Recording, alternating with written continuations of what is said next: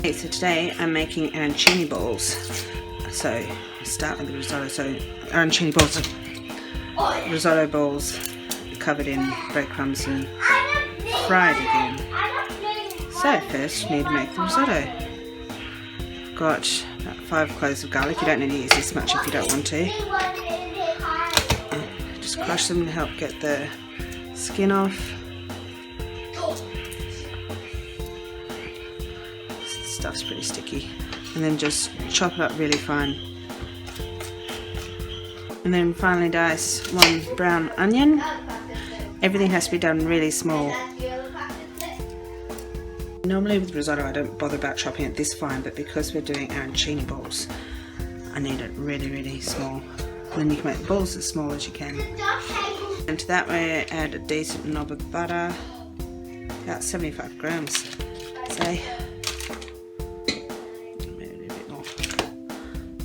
And then you put that on and you've got to stir it the whole time so that the onions don't brown. So you stir it constantly so they get no colour on the onion. The butter's all melted until the onion is translucent, so like see-through. Okay, so it's been about 10 minutes. I've got a cup and a half of arborio rice. Pour that in, and then you need to just turn it right down. Cover all the rice, every single rice, with butter. All needs to be coated. That's why you use so much butter. Okay, before we add the stock. Okay, so usually what I do, it's a cheats version. I've got the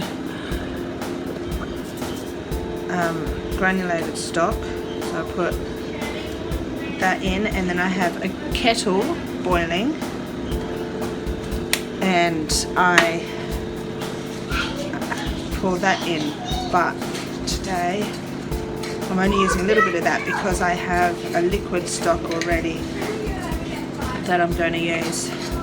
So that needs to be heated up. What I'm just going to do is pour it into a jug and stick it in the microwave just a cup at a time to warm it up instead of putting another pan on the stove.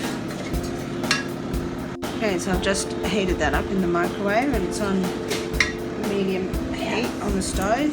I'll just pour bit by bit in so it's all absorbed. Don't do it too high heat, so otherwise it'll cook too quickly and you'll go through more stock. It needs to slow cook. So you get all of it down from the sides.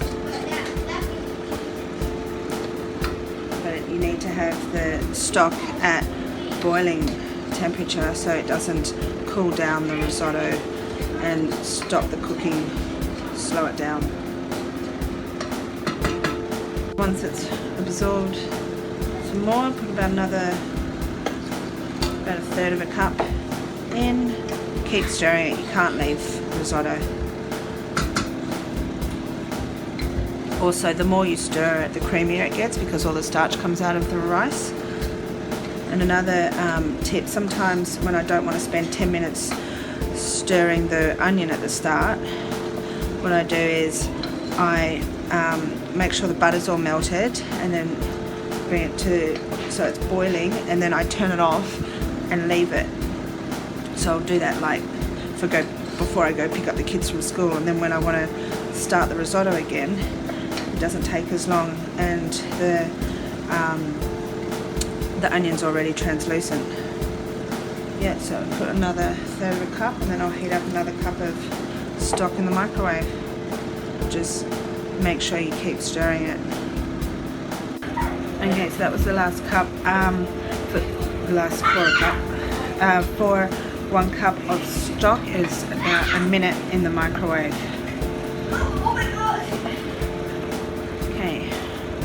I'm going to put about a cup of grated Parmesan cheese in. You can just test it,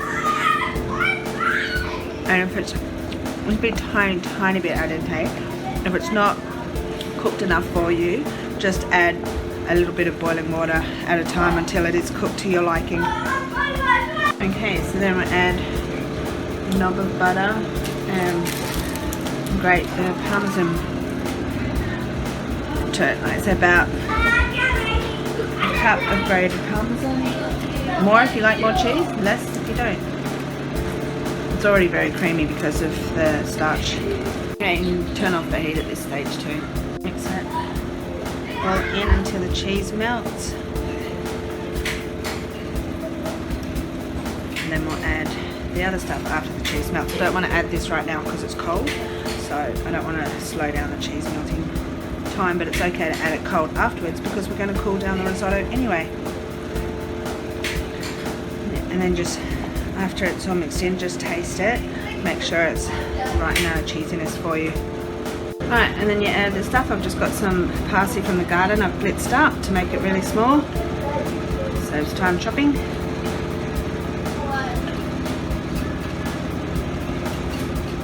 And of course the sun-dried tomato, which is very, very small chunks.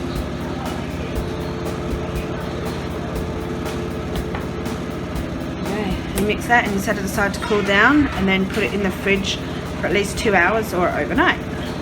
Then we do like a production line. I've just got some plain flour and some breadcrumbs, and we'll put an egg and some milk in, whisk together. You might need to use more, but I'll just start with a bit, see how we go. Always end up with leftover stuff that the dog gets to drink. Okay, so I've just got this ball of mozzarella. You just take a little bit out. It's nice and cold now, and you just mould it around a little bit of mozzarella. I just want them bite size. Yep. So then roll it in the flour. Take off any excess into the egg. Wash, and then into the crumbs. There you go, and then you put it on a plate and put it back in the fridge. Okay, so yeah, you just keep going with this, the mozzarella around. What I find best is if you just have one hand that does the wet ingredients and then one hand the dry. That way you don't have two hands that are completely covered in crumbs. Alright, so I'll get rolling. Right, so I've just got some vegetable oil in the pan. It's getting quite hot, so I want to just do a really quick fry, and then I'm going to finish them in the oven. So they're cold. They've been in the fridge overnight because I ran out of time yesterday. And don't put too many in, otherwise the oil will lose its heat.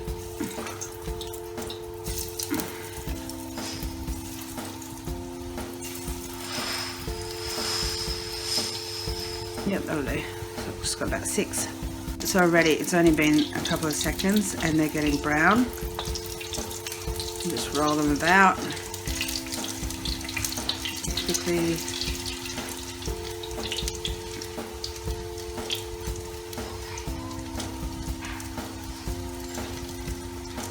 You don't need to get too brown, just need to kind of seal it a bit.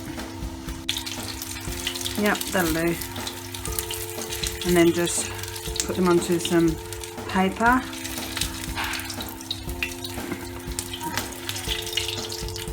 And finish them off in the oven. Okay, so I put on about 150 for about 10 minutes and it's all nice and oozy. Delicious to eat. Great cocktails too. Cocktail parties.